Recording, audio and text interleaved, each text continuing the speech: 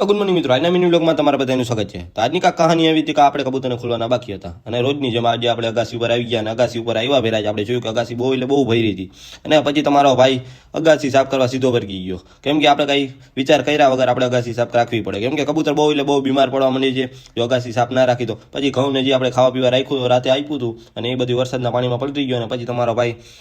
બધું એટલે બધું સાફ કરવા માંડ્યો અને ભાઈ ફોની સ્પીડમાં તમારા ભાઈ હામેણો લઈને મંડે પડ્યો, આખી અગાસી સાફ કરી નાખી થોડીક વારમાં અને પછી આ તમારા ભાઈ આખી અગાસી સાફ કરી નાખી હતી અને પછી તો આપણે કબૂતરને ખોલવાના બાકી હતા અને પછી તમારો ભાઈ સીધો હેલિકોપ્ટર